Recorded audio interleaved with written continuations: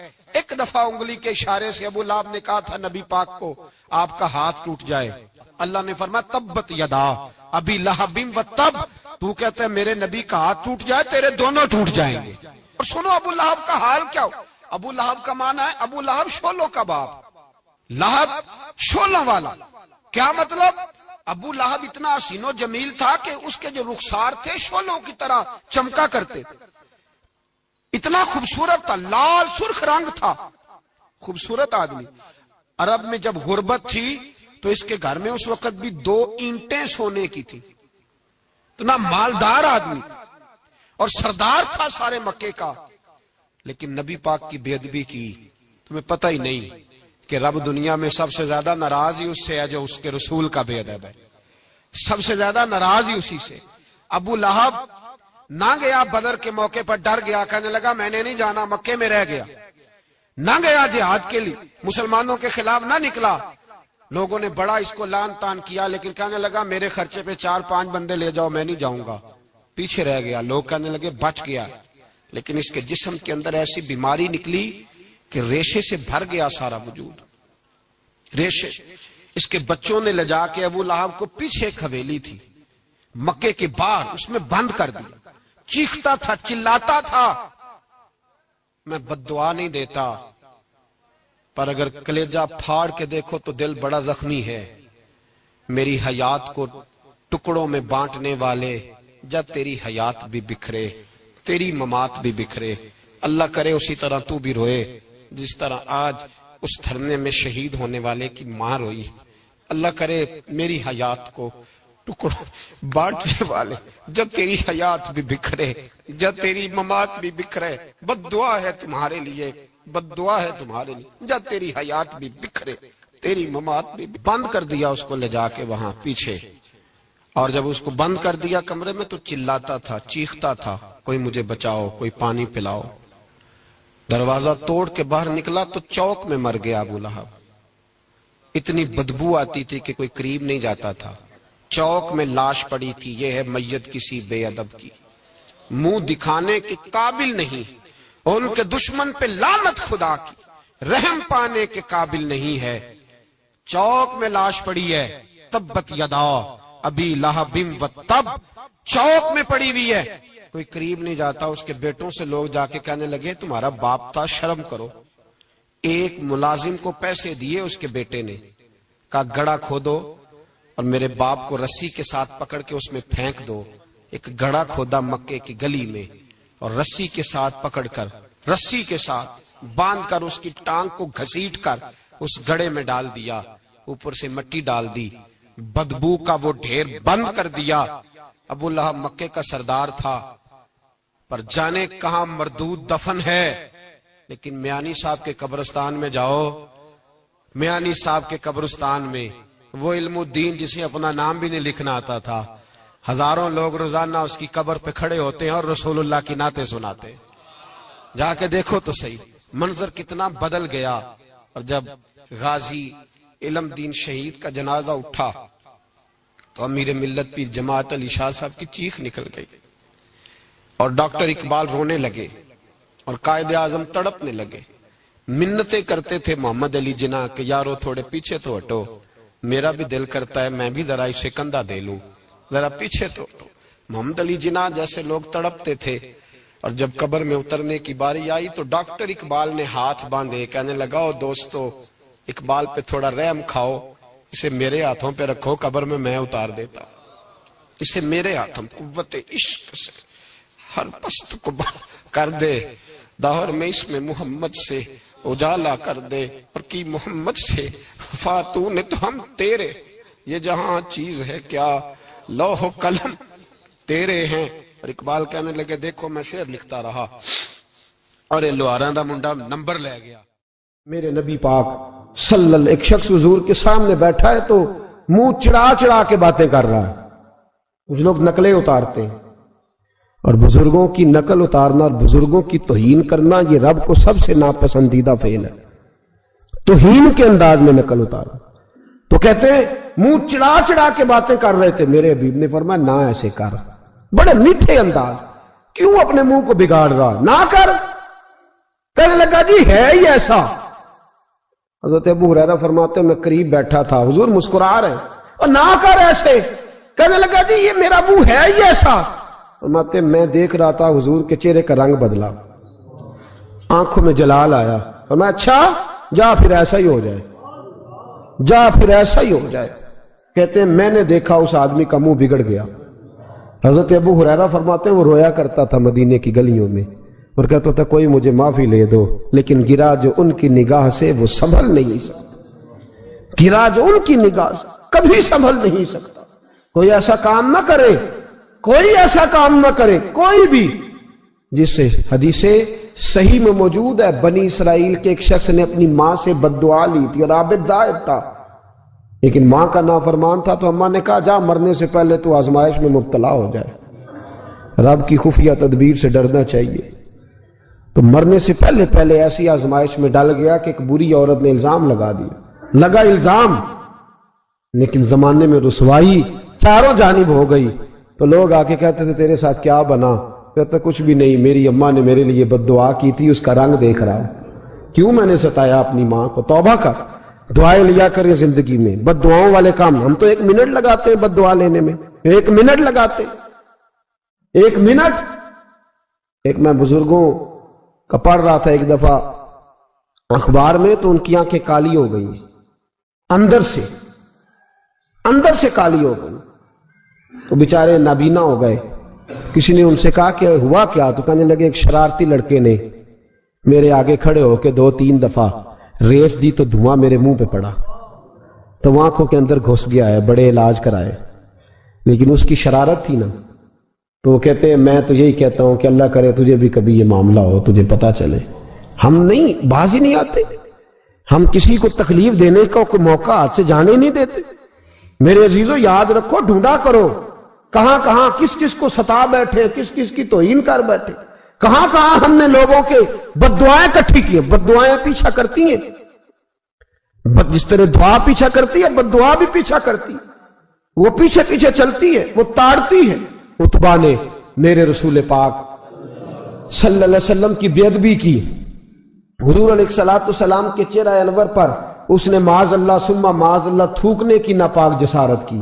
میرے حبیب نے دعا فرمائی یا اللہ اللہم سلط علیہ کلب، اللہ اس پر درندہ مسلط کر دے. ابو لہب کا بیٹا تھا، رات کو جب سوتا تھا تو ابو لہب 2-4 بندوں کو معاوضہ دے کے کھڑا کرتا تھا کہ نیزے لے کے کھڑے ہو جاؤ، میرے بیٹے کے قریب کوئی نہ آئے. توجہ ہے آپ کی؟ نیزے لے کے کھڑے ہو جاؤ.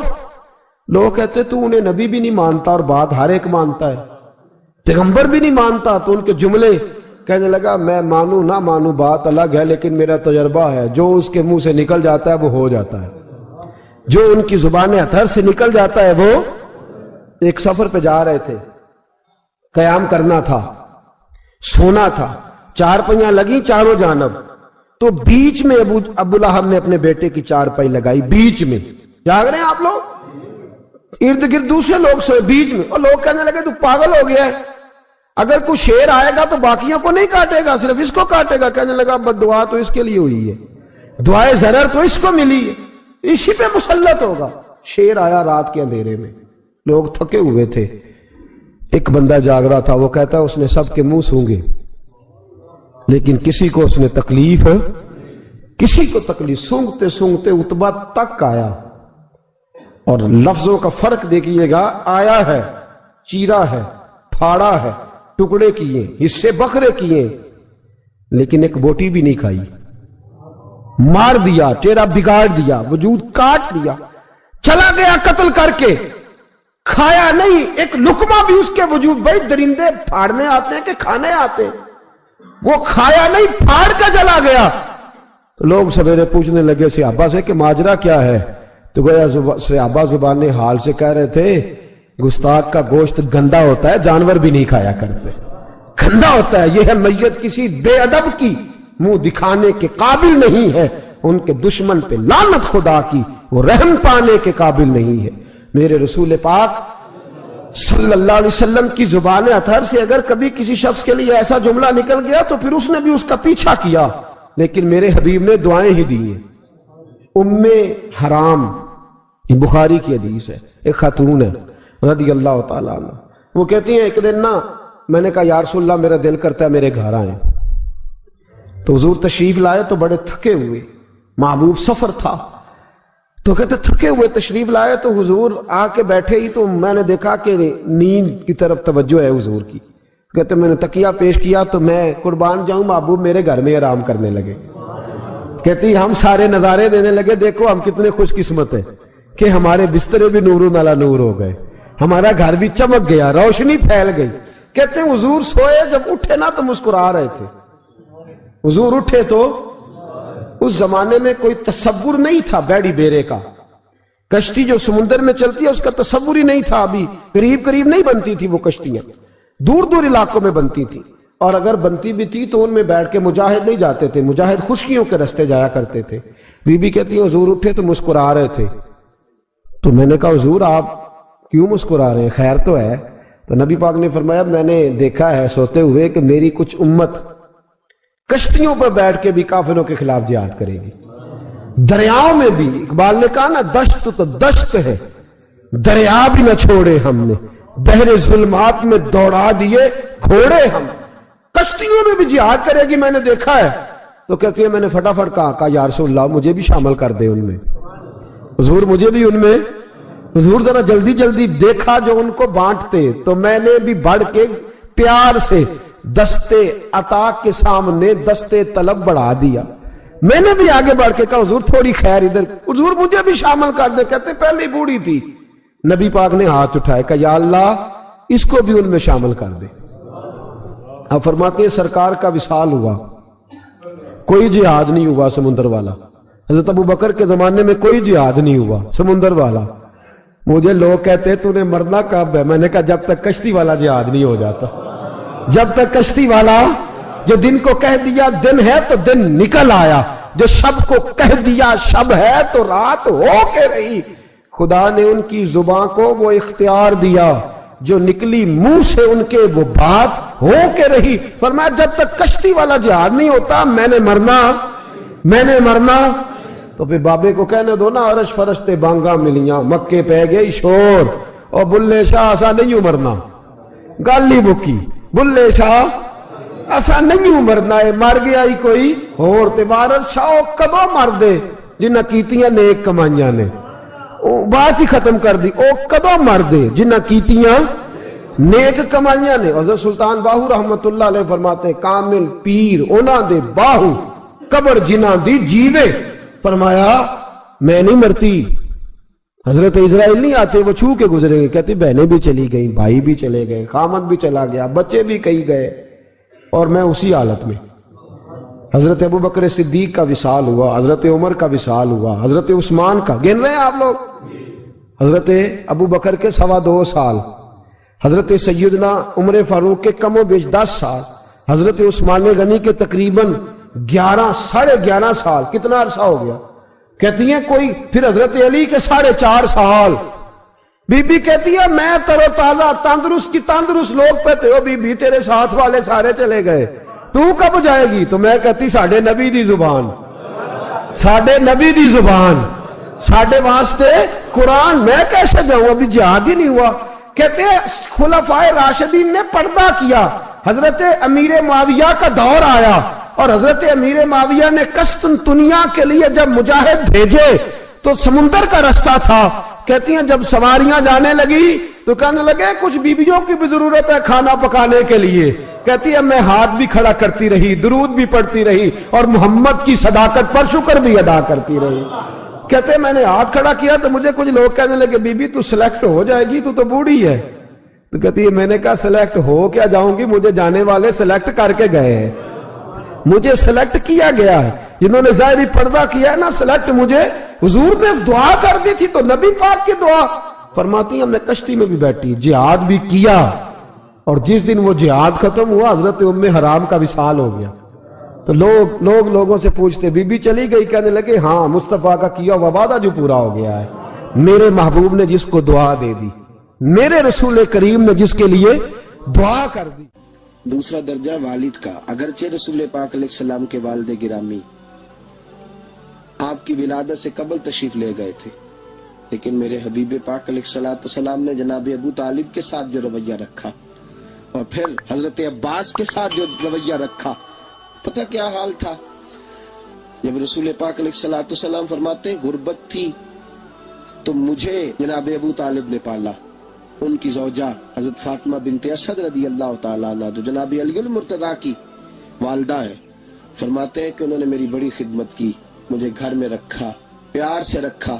میرے والد اور والدہ کے وصال کے بعد، چچا کے جانے، دادا کے جانے کے بعد چچا اور چچی نے پالا اور اس گھر کو ایک مکمل ماحول فراہم کیا۔ پھر ایک وقت آیا کہ جناب ابو طالب پہ غربت آئی۔ نبی کریم صلی اللہ علیہ وسلم بکریاں چرانے جاتے تھے اور وہاں سے جو اجرت لے کے آتے تھے سیدھی لا کے چچا کی ہتھیلی پہ رکھتے تھے، چچا کی ہتھیلی پہ رکھتے اور فرماتے تھے کہ چچا آپ اپنے مصارف کے لیے اس کو خرچ کر سکتے ہیں، یہ عالم۔ اور پھر چچا نے بھی تو کمال کر دی نا، پھر اس چچا نے بھی تو کمال کر دی نا۔ سارے لوگ کٹھے ہو کے آ گئے نا حضرت ابو طالب کے پاس اور آ کے کہا کہ جناب اپنے بھتیجے کو منع کیجئے ورنہ ساری برادری آپ کی مخالفت کرے گی۔ حد ہو گئی، اب حد ہو گئی، اب ساری ان سے کہیے کہ انہیں دولت چاہیے یا عرب کی کوئی خوبصورت عورت چاہیے یا معاذ اللہ کوئی اور چیز کا مطالبہ کرتے ہیں تو ہم دینے کو تیار ہیں، لیکن ان کو کہتے ہیں کہ یا تو تبلیغ چھوڑ دے، یا ان کا یہ بھی کہنا ہے کہ جو آپ کا مطالبہ ہے آپ بتلائیں۔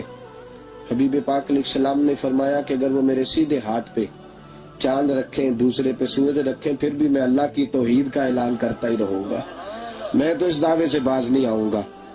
جناب ابو طالب نے کہا بھتیجے پھر میں بھی بوڑھا ہو گیا ہوں۔ توجہ ہے آپ کی؟ میری بات سمجھ میں آ رہی ہے؟ جس آدمی کا بڑا سہارا ہو نا، بڑا، وہ جب کہتا ہے نا نہیں، بندہ کی نا کچھ امیدیں وابستہ ہوتی ہیں کچھ لوگوں کے ساتھ، وہ ایک دو چار لوگوں کو کام کہتے ہیں پھر انہیں پتا ہوتا ہے کہ فلاں آدمی سے میری امید وابستہ ہے، وہ کبھی نہیں جائے گا۔ جب ابو طالب نے کہا نا کہ میں پھر بوڑھا ہو گیا ہوں، تو اللہ کے حبیب اٹھے، حضور سید عالم صلی اللہ علیہ وسلم کی مقدس آنکھوں میں آنسو ہے، گویا حضور فرما رہے ہیں کہ چچا باپ کا الفت بھائی کی نہیں کرتا جائیداد کے تنازع میں جتنی بھتیجے اٹھ کے کرتے۔ جناب ابو طالب نے دیکھا کہ رسول پاک نے رخ پھیرا، آنکھوں میں آنسو ہے، اچھا چچا تیری مرضی، یہ لفظ کہے تو حضور کی آنکھیں بھر آئی۔ جناب ابو طالب بوڑھے آدمی تھے، اٹھے پیچھے دوڑے، حضور کو کندھے سے پکڑا، کھینچ کے رخ اپنی طرف کیا، سینے سے لگایا اور کہا بھتیجے جا، جو تیرے دل میں آتا ہے کر، خوشی ہو یا غم ہو، کوئی ساتھ دے نہ دے، تیرا چاچا ہمیشہ تیرا ساتھ دیتا رہے گا، جا تجھے اجازت ہے، جو تیرے دل میں ہے۔ میرے دوستو، بحیثیت ایک سربراہ خاندان کے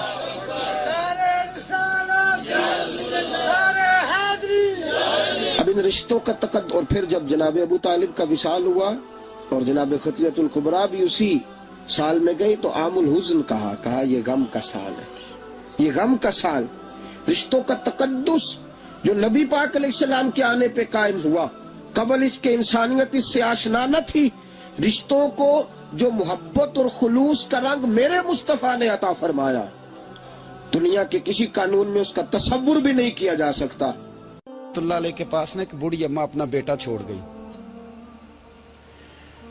تو حضرت صاحب نے کوئی 2 4 5 مہینے رکھا، تو بعد میں اس کی اماں کو بلا کے کہا کہ تو بیوہ ہے، بیٹا تیرا یتیم ہے، میں نہیں چاہتا کہ اس کا وقت ضائع ہو، یہ پڑھنے والا کوئی نہیں، سارے نہیں بھائی پڑھنے والے ہوتے، اب یہاں علماء بیٹھے ہیں، میں بے ادب بھی نہ ہو جاؤں، کچھ پورے 8 سال لگا کے بھی آ جاتے ہیں، سند بھی ان کے پاس ہوتی ہے، ناراض نہ ہو جانا، یہ تو سب اچھے لوگ ہیں، سند ہوتی ہے پر پتہ کوئی نہیں ہوتا، یہ اعلیٰ حضرت نے لکھی ہے بات، سند ہوتی ہے، پوری ڈگری ہوتی ہے، اس پہ کئی لوگوں کے سائن بھی ہوتے ہیں۔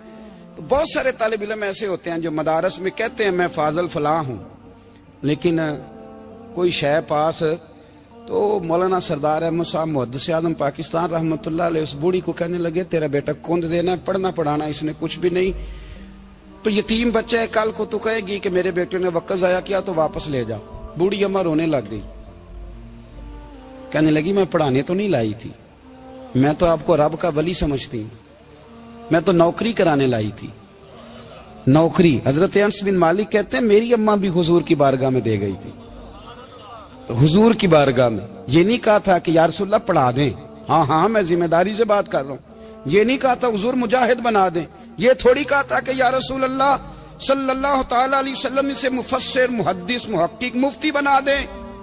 حضرت انس کی اماں کہہ گئی تھی سونیا جب تک یہ رہے گا نا آپ کی نوکری کرے گا، یہ گھر کے کام کاج کرے گا، ڈیوٹی کرے گا، حضور یہ آپ کی نوکری کرے گا۔ تو میرے محبوب نے پھر دعا کر دی، اللہ اسے برکت عطا فرما۔ تم سمجھتا ہے خدمت والا خالی رہ جاتا ہے؟ جتنا ذائقہ خدمت والے کو ملتا ہے، جو اس کے نصیب میں آتا ہے، وہ کسی کا نصیب کہاں بھائی۔ حضرت انس کہتے ہیں حضور نے دعا کر دی، برکت کی۔ مجھے تو کھیتی باڑی آتی بھی نہیں تھی، پر لوگوں کے باغ میں سال میں ایک دفعہ پھل لگتا تھا، میرے باغ میں 2 دفعہ لگتا تھا۔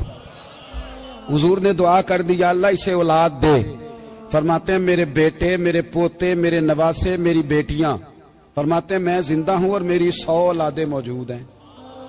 پریشان ہو گیا 100 سن کے کہ بچے 2 ہی اچھے، 100 اولادیں میری موجود ہیں۔ حضرت انس بھی مولانا سردار احمد صاحب کے پاس نا چھوڑ گئی بچہ، کہنے لگی حضرت جی میں کو پڑھانے کے لیے تھوڑا چھوڑ گئی ہوں، میں تو اس لیے چھوڑ کے گئی ہوں کہ آپ مہربانی کریں خدمت کرائیں۔ تو حضرت جی کہنے لگے کوئی ایسا کام ہی نہیں، خدمت والا کیا کراؤں؟ کہنے لگی پٹھے پوا لیا کرو جی۔ ان لڑ پیندے نے کہنے نے بچے کام کر دیں مدرسے دا، حالانکہ اب کہاں بچے کام کرتے ہیں، اب تو گزر گیا دور، اب تو بچے کام کراتے ہیں۔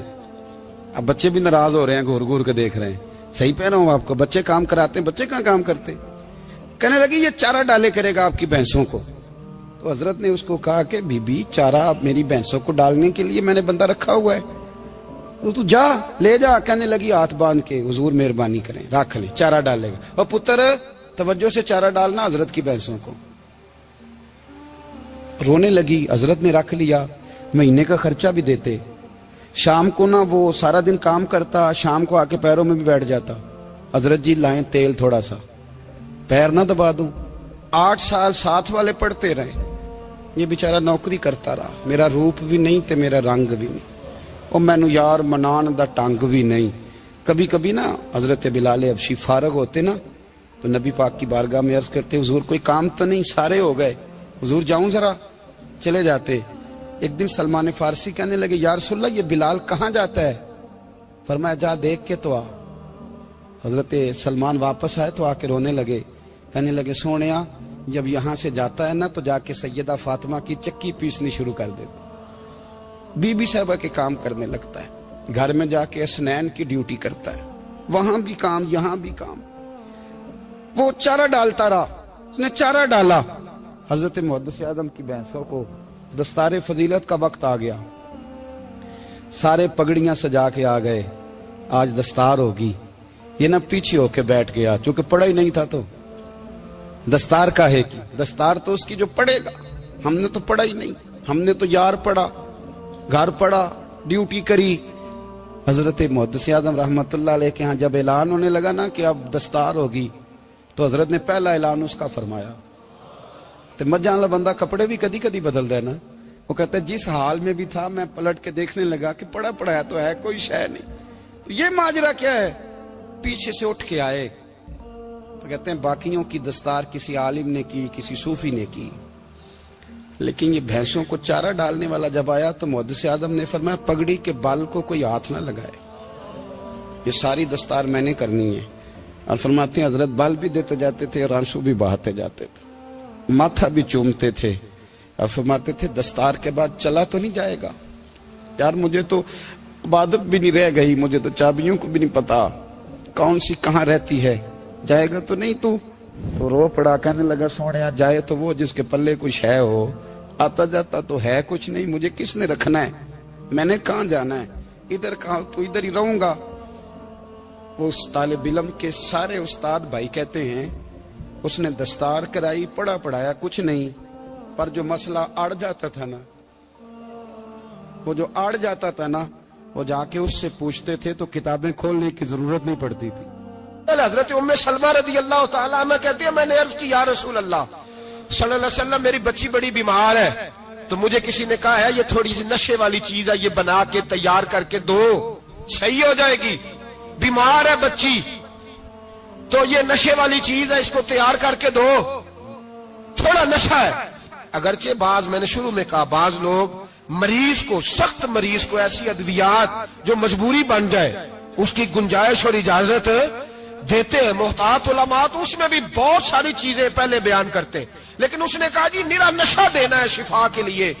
حضرت ام سلمہ کہتی ہے میرے نبی پاک نے میری طرف دیکھا, میری طرف, تو میں نے کہا یا رسول اللہ آپ کیا فرمانا چاہ رہے ہیں؟ تو نبی پاک نے فرمایا ام سلمہ کبھی ناپاک چیز میں بھی شفا ہوئی ہے, کبھی ناپاک چیز میں بھی, کبھی شراب اور خمر میں بھی شفا ہو سکتی ہے. شفا رب کریم نے رکھی ہے پر شہد کے اندر رکھی ہوئی ہے, شفا اللہ نے رکھی ہے قرآن مجید میں رکھی ہوئی ہے. تو اس میں بھی کبھی یہ حضور نے بیان کیا ہے کہ اس کے اندر شفا ہو سکتی, تو امت کتنی دلیری کرتی ہے جو یہ مشورے دیتی ہے کہ اس کے اندر نشہ ہے, شراب ہے, تو کھانسی چلی جائے گی تو فلانی بیماری چلی جائے گی. نہ آؤ ان چیزوں پہ, نہ اپنے ایمان کو خرابی دو, اور نہ ایسی باتیں کرو جس سے کہ ڈائریکٹ رسول اللہ صلی اللہ علیہ وسلم کے واضح ارشادات کی مخالفت ہو. میرے نبی پاک صلی اللہ علیہ وسلم نے فرمایا. اور پھر کچھ لوگ کہتے ہیں تھوڑی پی ہے جی. اب تو میں تجزیے میں پڑھ رہا تھا کہ ایسی شراب ایجاد ہو گئی ہے, لوگ شراب پیتے ہیں اور وہ مست بھی رہتے ہیں, کار بھی چلاتے رہتے ہیں, کہتے ہیں جی نہیں ہمارا ذہن معاف نہیں ہوا تو یہ والی صحیح ہے, نشہ نہیں لاتی. میرے نبی پاک صلی اللہ علیہ وسلم نے فرمایا جس چیز کی تھوڑی مقدار, زیادہ مقدار حرام ہے اس چیز کی تھوڑی مقدار بھی حرام ہے, جس کی زیادہ مقدار حرام ہے اس کی تھوڑی بھی. تو خمر اور شراب اگر فل پینا جائز نہیں تو تھوڑی پینا بھی جائز, یہ حرام ہے اور حرام تھی اور قیامت تک حرام ہی رہے گی. میرے نبی پاک صلی اللہ علیہ وسلم نے منع کیا اور حضور نے اظہار ناپسندیدگی فرمایا, اور میں 40 دن تو عبادت ہی قبول نہیں ہوتی شراب پینے والے جب تک سچی توبہ نہ کرے. یہ لفظ جب ادا کرتا ہوں تو شرم سے میری زبان لڑکھڑاتی ہے کہ یار درباروں پہ بھی نشہ بکتا ہے.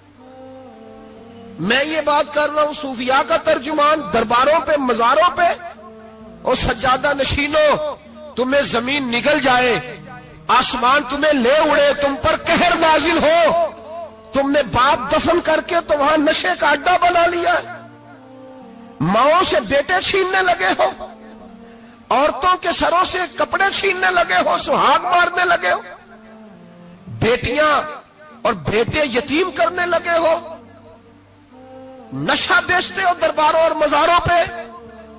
یہ تماشا لگ گیا. کیسے کروں یہ بات, پر کرنی پڑ رہی ہے, مجبوری ہے, یہ مضمون مکمل نہیں ہو سکتا. بند کر دیں وہ دربار, ہمیں نہیں چاہیے جن درباروں پہ نشہ بکتا ہے. میں ذمہ داری سے کہہ رہا ہوں, بات ریکارڈ ہو رہی ہے.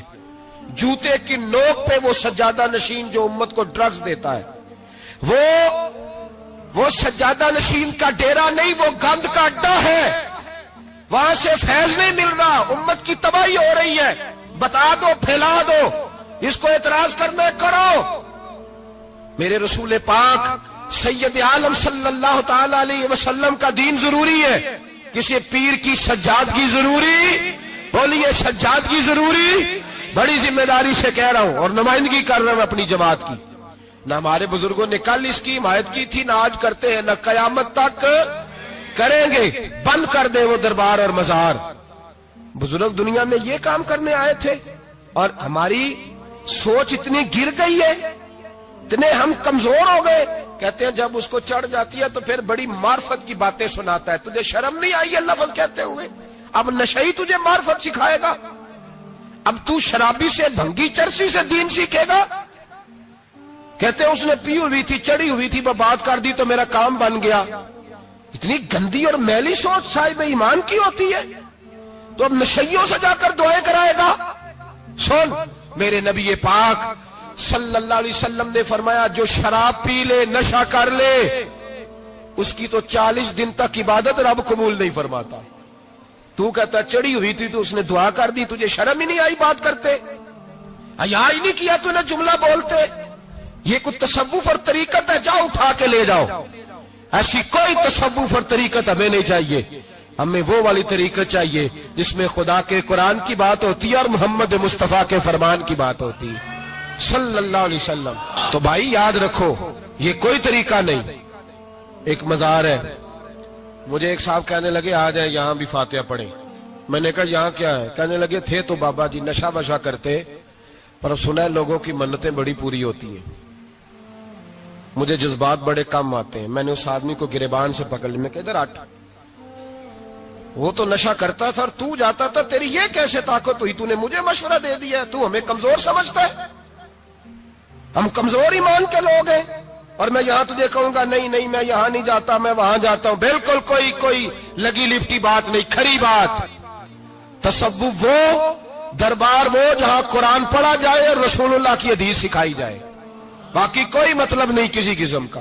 میں داتا صاحب کبھی جاؤں نا جلسہ کرنے کسی کام سے، کسی تقریب میں، تو میں داتا صاحب کے مزار پہ نہیں جاتا، میں کہتا ہوں یار یہ جرانہ نہیں کہ بندہ کسی کام آیا تھا تو فاتحہ پڑھ لی، واپس چلو گکھڑ سے سپیشل آئیں گے داتا صاحب کے مزار پہ حاضری دیں، اور میرے سنگی گواہ ہیں کہ میں سپیشل ٹائم نکال کے بہت سارے کام چھوڑ کے سپیشل جاتا ہوں، اور میں مراد ماننے نہیں جاتا، میں داتا صاحب کا شکریہ ادا کر دے جاتا ہوں۔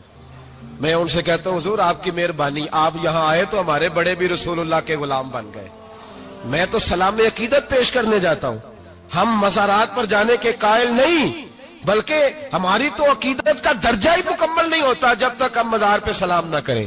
پر مزار داتا صاحب کا، مزار خواجہ معین الدین اجمیری کا، مزار غوث اعظم جیلانی کا، مزار محدث اعظم مولانا سردار احمد کا، مزار اولیاء کا، مزار میاں شیر محمد شرک پوری کا، مزار رب کریم کے بندوں کا۔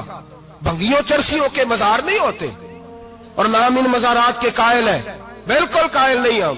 میں تھوڑے دن پہلے لاہور گیا تھا تو میں کار میں میاں صاحب میاں شیر محمد شرک پوری کا ذکر کر رہا تھا، میں اپنے دوستوں سے کہہ رہا تھا یار بہت بڑا بابا ہوا ہے، تو مجھے کہنے لگی کرامت کیا ہے؟ میں نے کرامت یہ ہے کہ ساری زندگی سنت کا درس دیا ہے۔ تو مجھے کہنے لگے آپ کبھی گئے نہیں؟ میں نے کہا میں اسپیشل گیا تھا، اور تھوڑے دنوں کے بعد پروگرام بناؤں گا تو میں ساتھ لے کے جاؤں گا۔ ہم مزارات کے قائل ہیں، حاضریاں دیں گے مزاروں پہ، لیکن بھنگیوں چرسیوں کے مزاروں پر جانے کے قائل ہیں، زور سے بولے، یہاں جانے کے قائل ہیں، کوئی عقیدہ نہیں ہے ہمارا۔ نشہ بکے گا اب مزاروں پہ، اب یہ تصوف ہوگا وہاں، یہ طریقت ہوگی، اور ملت پر رحم کھاؤ خدا را۔ اگر تمہارے قومی ادارے کہتے ہیں رپورٹ کرنے والے کہ 70 لاکھ پاکستانی نشہ کرتا ہے، تو کیا تمہیں یہ نہیں پتا کہ نشہ بیچتا کون ہے؟ کیا تمہیں یہ نہیں پتا کہ ڈرگز کا کاروبار کون کرتا ہے؟ اگر تمہیں یہ پتا ہے تو کیا یہ خبر نہیں تمہیں کہ ان رگوں پر یہ خون اتارتا کون ہے؟ میں اپنے بزرگوں سے معذرت کے ساتھ، نشے کا آغاز، ناراض تو نہیں ہو جائیں گے بزرگ، نوجوانوں کو میں لتاڑ لیتا ہوں لیکن بزرگوں کی عزت کرنا سنت ہے، تو میں بزرگوں سے معذرت کے ساتھ یہ یوں سمجھ لیے خوگرے حمد سے تھوڑا سا گلا بھی سن لے۔ نشہ سگریٹ سے شروع ہوتا ہے، سگریٹ سے۔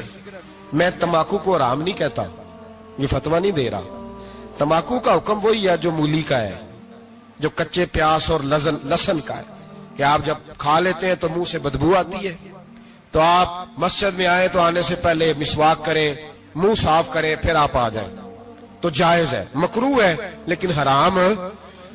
لیکن تمباکو سے آگے جب حالات بڑھتے ہیں، تجزیہ نگاروں نے لکھا ہے کہ ہمارے پنجاب کے کچھ علاقوں میں اب سگریٹ سے نکال کے نا، پہلے بھی بھرتے تھے لوگ اس میں بڑا کچھ، اب پتہ ہے کہ نیا نشہ ایجاد کیا ہے، اب اس کے اندر چرس بھی بھرتے ہیں، اور چھپکلی کو مار کے سکھا کے خشک کر کے اس کو پیس کے وہ ساتھ نشے کے ملاتے ہیں، اور اس کا حال یہ ہوتا ہے کہ آدمی کو زیادہ نشہ ہوتا ہے، اور کہتے ہیں وہ اتنا گند ہے کہ وہ آدمی کسی کو دانت بھی لگائے گا تو وہ بندہ بھی بیمار ہو جائے گا۔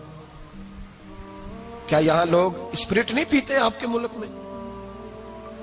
اور ہم کبھی سڑک پہ جاتے ہیں تو نشئی کو دیکھ کے مذاق کرتے ہیں، دیکھنا میں ہارن لگاؤں گا تو گاڑی کے ہارن سے گر جائے گا، لیکن تجھے پتہ نہیں کہ یہ کسی ماں کا بیٹا ہے، پتہ نہیں کسی بیوی کا شوہر ہے۔ ایک ہمارے دوست ہیں، بزرگ ہیں، ان کا داماد فوت ہو گیا، نشہ کرتا تھا، تو میں تعزیت کرنے ان کے گھر پہنچا تو کھڑے ہو گئے ہاتھ باندھ کے، کہنے لگے حضرت صاحب باقی ساری گلاں چھڑ دیو، صرف نشے تے تقریر کریا کرو. وہ جب جیتا تھا تو تب بھی اس کے بچے یتیم ہی تھے, یتیم ہی تھے. میری بیٹی جب میرے گھر آتی تھی اور میں اپنے پوتوں کے اتنے کپڑے اسے پہننے کو دیتا تھا تو میرا کلیجہ پھٹتا تھا. اور میری بیٹی اس کی زندگی میں بھی بیوہ کی زندگی گزار رہی تھی. وہ میری بہوؤں کے اترے ہوئے کپڑے پہنتی تھی. کوئی دعا کرو, کوئی جلسے کرو, یہ لت ختم ہو جائے. اور کہنے لگا اب میرے وہ چلا تو گیا ہے, دادا دادی اس کے پہلے کوئی نہیں, چچا ہے کوئی نہیں, جب تک تو میں زندہ ہوں ان نواسوں کو کوئی روٹی کا لقمہ, کوئی کپڑا مل جائے گا. لیکن سوچتا ہوں میں بوڑھا ہوں, مر گیا تو ان کو کوئی پوچھے گا بھی نہیں, کون ان کی خبر. اتنا ظلم اس قوم سے, اتنی زیادتی. اور آرام سے لکھ کر لوگ گزر گئے کہ یہ 70 لاکھ ہے, ان کا درد تو سمجھو, تکلیف تو سمجھو. 7 فٹ کا سونا جوان اور نشے کا عادی ہے تو کسی نالی میں پڑا ہوا ہے. اور میں نے کہا اس قوم کے ساتھ اس سے بڑا بھیانک مذاق کیا ہوگا. کوئی دانشور تھا بڑا ظالم. اس ظالم سے کوئی مشورہ لینے آیا, اس نے آ کے کہا تو بڑا ظالم ہے, بڑے کڑوے مشورے دیتا ہے, میرا ایک دشمن ہے, میں اس سے بدلہ لینا چاہتا ہوں, میرا دل کرتا ہے اس کا بچہ قتل کر دوں تاکہ وہ تڑپے. تو ظالم نے کہا اسے قتل نہ کر, وہ تو اس کا باپ 2-4 مہینے رو کے چپ کر جائے گا. پھر میں سخت سزا دینا چاہتا ہوں, مشورہ دے. تو اس نے کہا اس کے بچے کو نشے پہ لگا دے. جس کا بچہ نشہ کرے گا وہ باپ روز مرے گا, روز جیے گا, وہ ماں روز مرے جیے گی, نشے پہ لگا دے. اس قوم کے ساتھ سب سے بڑا ظلم یہ ہوا کہ ملت کا جوان نشے پہ لگ گیا, ڈرگز پہ لگ گیا. اتنے تباہ حالات ہوئے کہ جوان چڑھتی جوانیاں, اماں نے کتاب دے کے بھیجا تھا اور کالج سے واپس آئے تو نشے کے ٹیکے ہاتھوں میں پکڑے ہوئے, ٹیکے. اور آپ کے اس ملک کے اسلام آباد میں ایک دن میڈیا نے وہ خبر بھی وائرل کی اور وہ چیز بھی دکھائی لوگوں کو. 3 مہینے کا بچہ لے کے نشئی سڑک پہ آ گیا. اس نے کہا میرا نشہ ختم ہو گیا, میرا بچہ خرید لو, 2 پڑیاں دے دو. تو وہاں بیبیاں جو سن رہی تھی وہ بھی چیخے مار کے رو رہی تھی. یہ ظلم کیا اس قوم کے ساتھ, اور کرپشن کی لعنت نے اجازت دی سپلائی کرنے والوں کو کہ گلی گلی بیچے, گلی گلی. انہوں نے کچھ تھوڑا ظلم نہیں کیا ان حکمرانوں نے. اور ہماری اپوزیشن, اس کو نہ صرف اتنا پتا ہے کہ یہ جائیں اور ہم آئیں, اس سے زیادہ کوئی غرض نہیں. بھائی کرپشن کے خلاف نکلے ہو تم, نشے کے خلاف کس دن نکلو گے, جوئے کے خلاف کس دن. قوم تو مر رہی ہے نشے سے, اس کے خلاف میدان میں کب آؤ گے. صرف اتنا ہے کہ یہ جائیں اور ہماری باری آئے, اس سے زیادہ کچھ نہیں. پہلا رب نو یار دا شوق ہویا,